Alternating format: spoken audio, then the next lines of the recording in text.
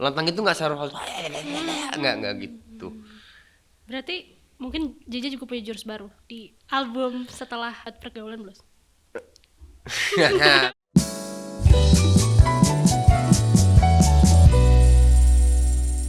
Lanjut. Ada 3. Yang pertama Agung Ahada. Banyak banget ya. Gelas ketiga. Ini juga ada pertanyaan, 3 pertanyaan. Yang pertama dari Agung Ahada, lagu yang menggambarkan saat ini. Lagu siapa nih? Siapa? Lagu menggambarkan saat ini. Lagi ya sore itu mata berdebu tuh. Karena itu ya. Jawaban gue itu. Bang Ade kan. Gue suka banget tuh lirik itu tuh. Lirik lagi bagus sekali tuh mata berdebu. Yang dan aku tak bisa melangkah di antara musafirnya. Ya. Keren banget. Ya, keren banget. Apa yang lo suka dari lirik-lirik Bang Ade? Almarhum Bang Ade. Sebenarnya dia liriknya gelap ya. Tapi penyajiannya enak gitu. Kita dibuat nggak sadar kalau itu sebenarnya itu rada cukup gelap. Kalau buat gue pribadi ya, lirik-liriknya. Kalau gue ketemu Bang Ade, itu bisa ngobrol agama, ketuhanan, apa-apa gitu lama karena dia suka di topik itu. Bang Ade itu, yang gue tahu ya, kalau ngobrol sama gue ya, dan itu yang tercermin di lirik-liriknya dia, karena dia sepengetahuan gue, yang gue tahu gitu, kalau mengenai Bang Ade. Rest in peace ya. Tapi gue jadi kayak nggak kebayang gitu momen lu ngobrol sama Bang Ade gitu, kayaknya itu menarik. Ajaib tuh dia, tiba-tiba datang ke kosan aja. Buat ngobrol aja. Ngobrol, kita ngobrolin apa ya, kita ngobrolin syariat, hakikat, apa gitu yang aduh banyak banget. Seru lah kalau dia seru. Dia sama seorang teman juga waktu itu ngobrol berapa kali main ke kosan gitu. Ajaib tuh orang. Waktu itu masih punya HP kan. Oh iya. Jadi gampang gitu. Gue habis sholat dari mana gitu, gue mampir ke tempat lo. Iya boleh aja datang, boleh dong datang. Makan bareng gitu, kita ngobrol-ngobrol berapa kali sama Bang Ade. Rest in peace. Rest in peace. Selanjutnya ini berhubungan Cik dengan tadi yang lu mungkin obrolin sama Bang Ade @zidni_clan. Seberapa Zidni itu jidoi bukan tuh. Seberapa besar agama Islam mempengaruhi kehidupan Mas JJ? Oh, besar. Gini, ini yang langsung telak gitu ya. Gue tuh suka kayak orang ngomong Bismillah gitu ya, atau orang dapat apa ngomong Alhamdulillah gitu ya. Di kuping gue itu merdu sekali. Jadi gue sering menggunakan kata-kata itu ketika ingin beraktivitas atau ketika mendapatkan sesuatu atau apa gitu ya. Bunyi-bunyian tuh di doa-doa Islam yang merdu. Kalau buat gua merdu. Dan itu bikin adem juga. Oh, lo sendiri merasa itu berarti? Merdu. Gua sempet pernah pengen belajar ini loh, gaya-gayaan gitu. Ada temen yang bisa kaligrafi kan. Terus? Ajarin gue dong. Kenapa? Ditanya. Gue pengen nulis kayak Arab gitu. Kenapa? Lu pengen belajar artinya? Iya itu juga. Tapi gue ngeliatnya ini kayak hurufnya tuh bagus, lengkungannya gitu. Ngerti nggak? Nah itu gue suka tuh kayak gitu-gitu tuh. Jadi gue baca kitab gitu. Oh ini apa? Suka lah gue membentuk hurufnya gitu-gitu, suka. Terus akhirnya Nggak tahu dia kemana tuh orang tuh. Tapi gue masih mau sih. Tapi rada repot emang belajarnya. Kaligrafi gitu. lo juga pernah bilang Al-Quran yang tadi sih, Al-Quran itu salah satu kitab yang paling bunyinya berima. Karena ditulis ketika kita baca dengan bahasa Arab itu ya. Ketika dibacakan itu berima. Enak sih, gue dengarnya suka gue. Ada naik turunnya. kayak ada tebel tipisnya gitu ya. Terus ada rimah-rimah. Walaupun gue nggak ngerti sepenuhnya seluruhnya gue ngerti ya enggak. Tapi itu kan bunyi-bunyian yang merdu yang bikin hati adem gitu. Nggak mesti selalu kita paham artinya. Nggak, tapi cara penyampaiannya. Nah itu kadang mungkin jadi lebih penting ya. Cara penyampaiannya. Kalau bisa bikin orang lain ngerasa adem, wah bagus banget. Ya harusnya bikin adem ya Ci. Emang ada yang bikin panas. Selanjutnya yang ketiga dari @sugapx.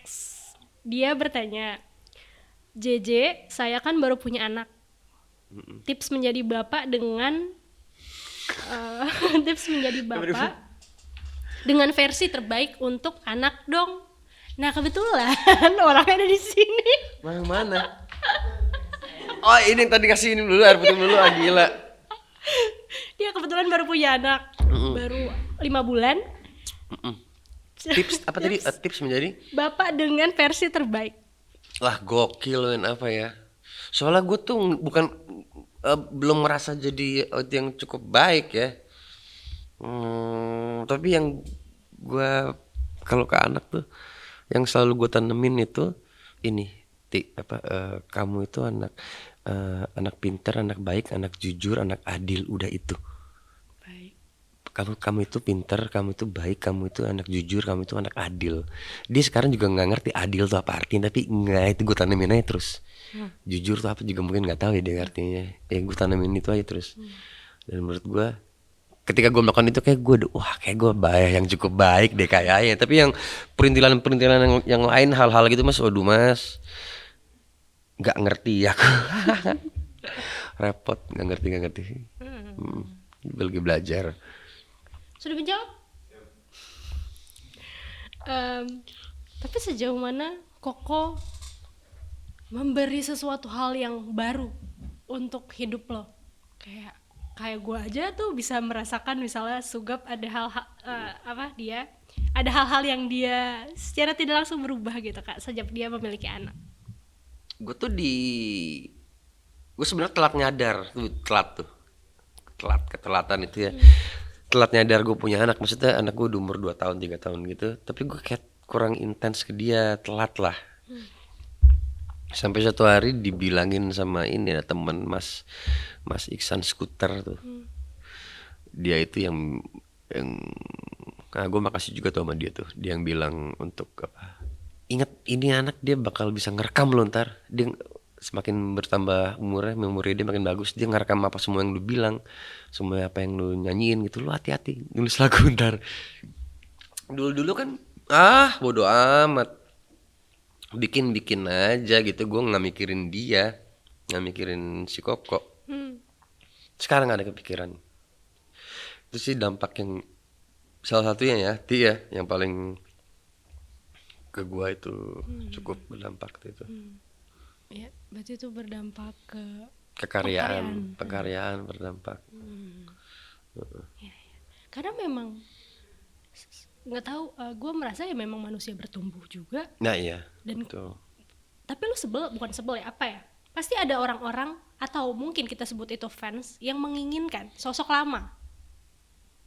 Kayak contoh misalnya, nostalgia aja itu suruh. Contohnya kayak Iwan Fals atau Slang yang diminta kok udah nggak selantang dulu misalnya. Kalau lu gimana menyikapinya? Bedanya gini, bukan tidak selantang dulu, tapi mereka itu lantang dengan cara yang anda mungkin belum mengerti. Mungkin kita sekarang gimana caranya, coba misalnya orang anak muda gitu bilang, Om Iwan Fals misalnya udah nggak lantang lagi. Lo enggak, yang maksud kamu lantang itu dia sudah melakukan itu di periode-periode tertentu dalam hidup dia lama. Sekarang dia juga masih lantang, tapi kan dia tumbuh, dia punya cara pikir baru, ada keterbukaan yang baru. Lantangnya beda sama kayak inilah, kayak bela diri ya gitu ya, karateka gitu ya. Perhatiin deh, biasanya kalau yang sudah master gitu, sudah suhu, biasanya akan lebih diam kan. Iya kan, tapi kita nggak bisa bilang kok dia diem dulu kayak brutal beringasan. Ya dia ilmunya udah nambah, jurusnya udah nambah gitu. Itu yang kita masih kadang-kadang belum nyampe aja gitu mungkin deh. Kalau gue lihat sih itu apa, kayak misalnya orang-orang kayak ada teman juga lah, gue bilang, wah lu nggak selantang dulu, lu nggak semenyerang dulu gitu ya. Ternyata setelah dibedah, setelah dipelajari, oh dia nyerang juga, tapi dia nyerang dari samping. Nah orang-orang tuh nggak tahu, Nggak ngelihat. nggak ngeliat, mungkin nggak semua orang bisa ngeliat itu, gitu. Intinya sih itu, Oke. tumbuh berkembang. Cara-cara orang umur 20 lantangnya sama orang lantang umur 30, sama orang lantang umur 40, sama orang lantang umur 50 yang telah ngalami banyak hal apa, beda warna, beda kadar, beda dimensi gitu ya. Tapi tetap lantang ya. Lantang itu nggak harus nggak gitu. Berarti mungkin JJ juga punya jurus baru di album setelah Pergaulan Blues. Tapi jangan ditanya apa itu. Apa itu? Wah, jangan. Jurus diam tapi bicara ya. Wah. Diam tapi bicara gitu. Itu jurus juga tuh, Ti. Oh, itu jurusnya. Gimana ya caranya? Hening tapi bisa bunyi lah gitu. Gue juga penasaran. Ya. Ntar gue lagi merumuskan itu tuh. Oke. Album. Terus bikin single ya. Lagi garap gitu. Pengennya sih full album. Doakan saja ya, Ti ya. Amin. Amin. Thank you. Jadi kalau misal ditanya kira-kira seperti apa, masih belum. Jangan kasih tahu sekarang ya. Ntar aja ya. Gak apa-apa, dikit-dikit. Kira-kira seperti apa? Ya. Seperti tidak saya. Pasti gitu. Oke. Seperti tidak saya, kira-kira gitu. Berarti, tapi lu juga udah siap berarti ya dengan apapun. Karena kan pasti orang Apa sih yang terburuk yang bisa terjadi menurut lo? ditinggalkan. Kadang tuh gue juga sering mendengar ini, kayak misal dari Danila, dia bikin album, tapi orang selalu ingat album dia yang lama gitu. Mungkin gue nggak tahu itu buruk apa enggak, itu paling buruk apa enggak, tapi yang bisa terbayangkan itu. Sebenarnya ketika berkarya itu tujuannya untuk apa ya? Gini. Kita tuh nggak bisa itu usaha sia-sia untuk menyenangkan semua orang lain. Nggak bisa, itu tuh nggak bisa. Apa? Ya akhirnya ya pilihan Danila tuh gue rasa berani banget loh dia loh. Danila Lava ya kan, kita bisa lihat pergeseran warna, perubahan apa vibesnya, lagu-lagunya semua beda kan, dan dia cuek aja mainin gitu, walaupun mungkin penonton mintanya lagu dia yang mana yang album pertama kali yang apa gitu, enggak.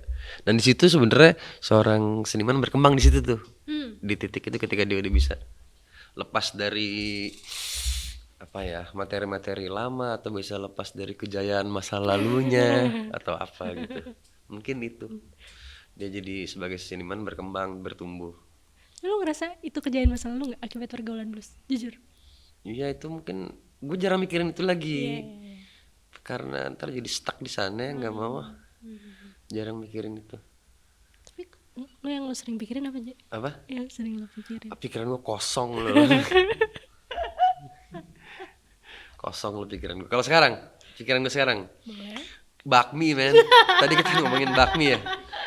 Bakmi di mana, Ti? Ada di samping, semoga masih buka. Ditunggu album baru yang kata JJ tidak seperti JJ. Iya. Tidak seperti saya, tapi saya. Ya. Good luck. Sama-sama, Ti. Thank you. Semoga yang terbaik, dan itu aja hari ini. Oke. Ntar kita sebat. Sebat dulu ya. Thank you for watching, guys. Bye.